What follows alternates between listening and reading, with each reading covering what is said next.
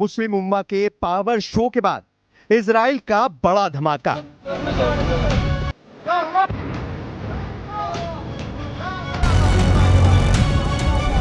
Double front पर बमबारी कर नेतन्याहू का 57 देशों को चैलेंज।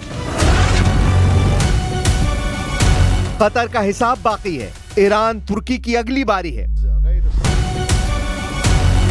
29 सितंबर अरब के नेटो से ट्रंप का एनकाउंटर।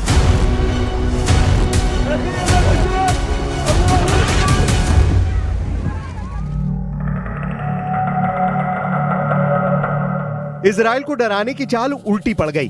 नेतन्याहू ने 57 देशों की धमकियों का जवाब धमाके से दिया है। इजराइल फिर भड़क उठा है।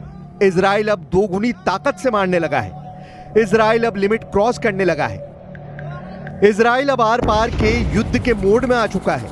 इजराइल ने फुल एंड फाइनल की तारीख भी तय कर ली है। इजराइल के प्लान पर ट्रंप की मोहर लगते ही अरब वर्ल्ड में बारूदी बवंडर उठेगा, कई देश जलेंगे। नेतन्याहू ने क्लियर कट कहा है कि हमास का साथ दे रहे देशों को बर्बादी झेलनी होगी, जिसमें कतर भी है, तुर्की भी है, ईरान भी है, सीरिया भी है।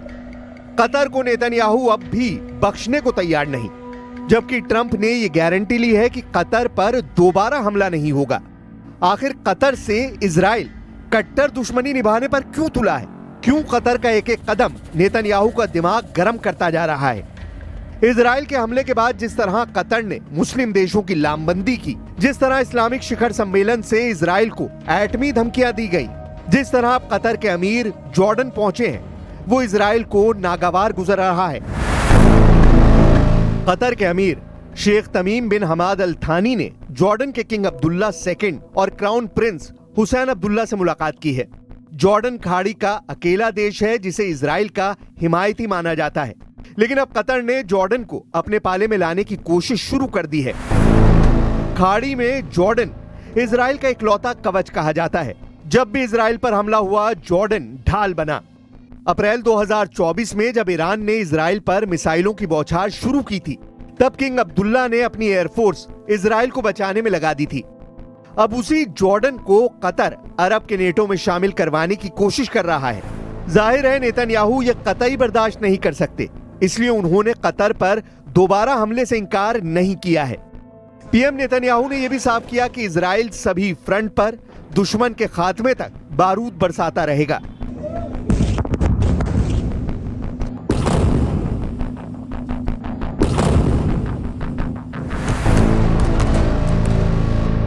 אני פה בחמ"ל בקריה יחד עם שר הביטחון, סגן הרמטכ"ל, ראש המל"ל ומפקדים בכירים של צה"ל. כוחותינו פועלים בכמה וכמה זירות. לפני דקות אחדות הטייסים שלנו תקפו את נמל חודדה בתימן, זה נמל האספקה הראשי של משטר הטרור של החות'ים. במקביל כוחותינו פועלים בעזה, בעיר עזה, במטרה כמובן להשיג את הכרעת האויב, אבל במקביל גם לפנות את האוכלוסייה. ואנחנו עושים מאמצים כרגע לפתוח צירים נוספים כדי לאפשר פינוי מהיר יותר של האוכלוסייה העזתית, להפריד אותם מהטרוריסטים שאותם אנחנו רוצים לתקוף. गाजा से सना तक बारूदी कोहराम मचा है।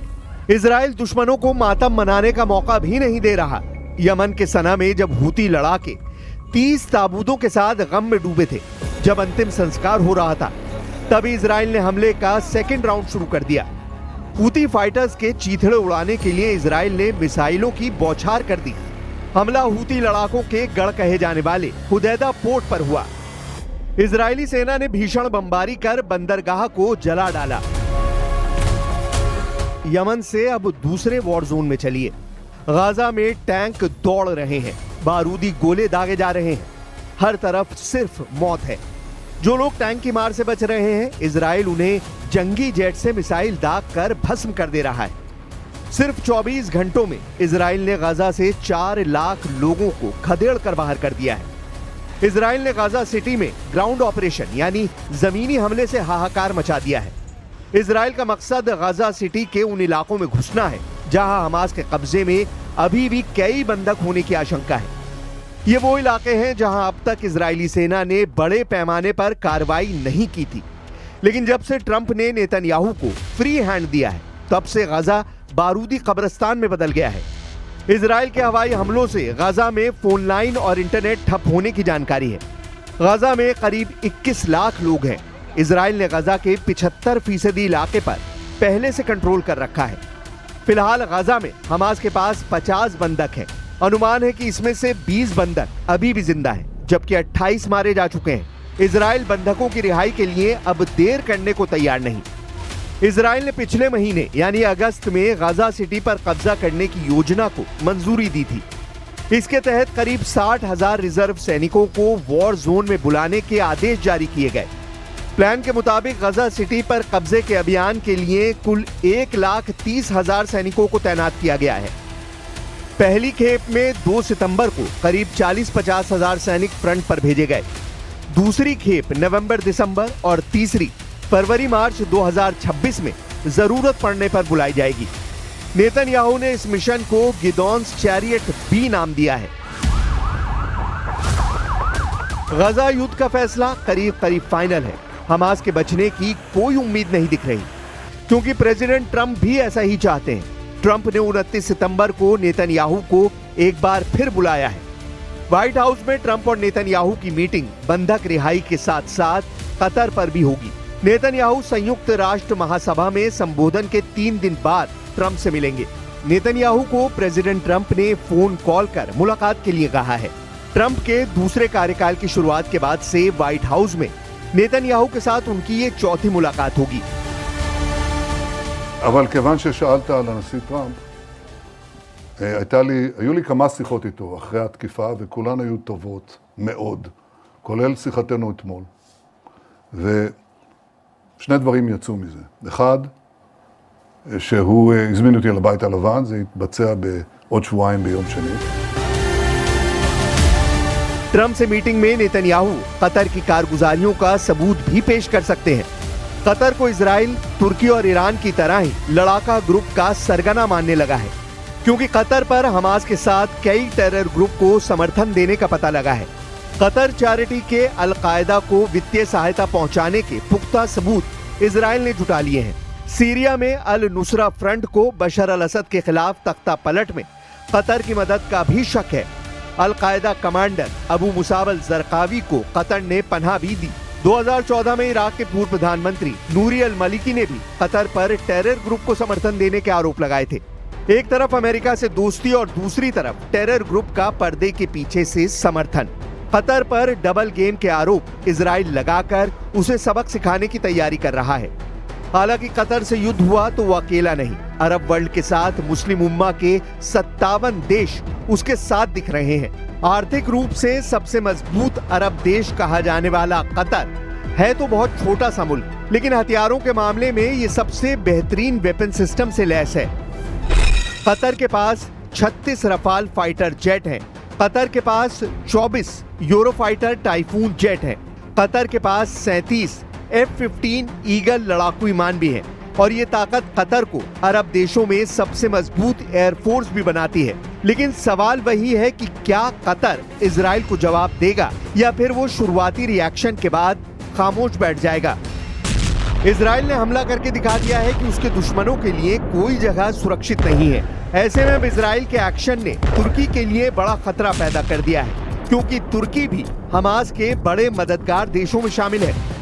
एक बार फिर सवाल कि ईरान, यमन और लेबनान से लड़ने के बाद अब इजराइल के टारगेट पर पूरा अरब वर्ल्ड आ गया है और अब इस युद्ध में बाकी अरब देश भी कूदेंगे, क्योंकि सऊदी अरब ने भी कह दिया है कि वो कतर के साथ खड़ा है और कतर के लिए वो अपनी पूरी ताकत का इस्तेमाल करेगा। ونحن نرفض وندين اعتداءات السلطة الاحتلال الإسرائيلية في المنطقة وآخرها العدوان الغاشم على دولة قطر الشقيقة الذي يتطلب تحركا عربيا وإسلاميا ودوليا لمواجهة هذا العدوان واتخاذ إجراءات دولية لإيقاف سلطة الاحتلال وردعها عن ممارساتها الإجرامية في زعزعة أمن المنطقة واستقرارها.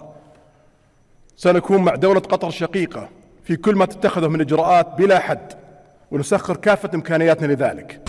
इजराइल ने वहां हमला किया है जो सबसे अमीर अरब देश है। जो सबसे प्रभावशाली अरब देश है, जो गैस उत्पादन में बड़ा खिलाड़ी है और फुटबॉल वर्ल्ड कप की मेजबानी के बाद पूरी दुनिया में अपने इंफ्रास्ट्रक्चर का लोहा मनवा चुका है, इस चमक धमक और पावरफुल डिप्लोमेसी को इजराइल के हमले ने बड़ी चोट दी है। यह अरब के गुरूर को चकनाचूर करने जैसा है।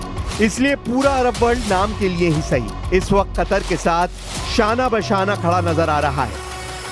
सऊदी अरब ने कहा है कि इजराइल को बहुत ही खतरनाक अंजाम भुगतना पड़ेगा, क्योंकि इजराइल ने अंतर्राष्ट्रीय कानून तोड़ने की हर हद पार कर दी है। इससे पूरे पश्चिम एशिया की सुरक्षा को खतरा पैदा हो गया है। ऐसे में साफ लग रहा है कि इजराइल और सऊदी अरब के बीच अब्राहम एकॉर्ड की सभी उम्मीदें खत्म हो सकती हैं, जबकि सऊदी अरब के क्राउन प्रिंस मोहम्मद बिन सलमान कह चुके हैं कि इजराइल के साथ तब तक कोई बातचीत नहीं होगी जब तक गजा में युद्ध खत्म नहीं हो जाता। लेकिन अब कतर में धमाकों ने रियाद में सबको अलर्ट कर दिया है। लेकिन इजराइल के साथ अब्राहम एकॉर्ड वाली संधि करने वाले यूएई ने भी इजराइल की आलोचना की है। संयुक्त अरब अमीरात ने कहा है कि वो कतर के साथ खड़ा है। इजराइल के हमले को यूएई ने विश्वासघाती बताया है।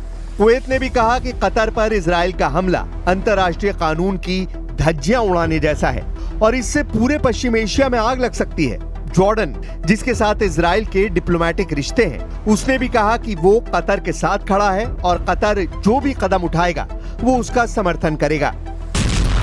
इसमें कोई शक नहीं कि कतर में धमाकों वाले मिशन को अंजाम देकर इजराइल ने पूरे अरब वर्ल्ड की एकजुटता को टेस्ट कर लिया है। क्या हमास को टारगेट करके किए गए धमाकों का अरबी गुरूर मजबूती से जवाब देगा, या कुछ दिनों के तनाव के बाद सब कुछ ठंडा हो जाएगा?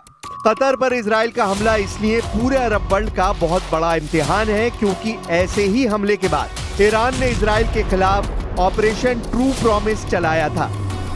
दुनिया ने ऑपरेशन ट्रू प्रॉमिस का पहला संस्करण 13 अप्रैल 2024 को देखा था, जब ईरान ने सीरिया में अपने दूतावास पर हुए हमले का बदला लेने के लिए 170 ड्रोन और 30 मिसाइल इजराइल पर फायर की थी। और ईरान ने ऐसा दूतावास पर हमले के 13 दिन बाद किया था। इसके बाद ऑपरेशन ट्रू प्रॉमिस का दूसरा पार्ट 1 अक्टूबर 2024 को देखा गया, जब ईरान ने हमास चीफ इस्माइल हानिया और हिजबुल्लाह चीफ हसन नसरल्लाह के मर्डर का बदला लिया।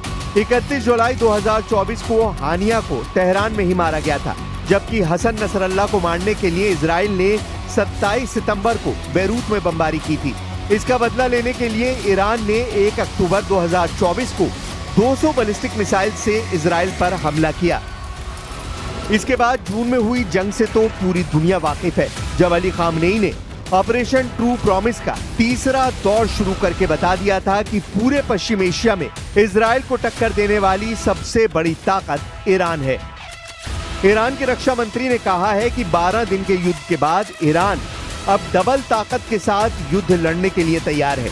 अजीज नासिरजादे के मुताबिक ईरान की मिसाइल पावर 2 गुना बढ़ा दी गई है। ईरान को लेकर बड़ी खबर इजराइल के मीडिया में छप रही है। खबर यह है कि ईरान ने अब दूसरे देशों में हथियार की फैक्ट्री बनानी शुरू कर दी है। हालांकि किस देश में इसका जिक्र नहीं किया गया है। तैयारियां तो सब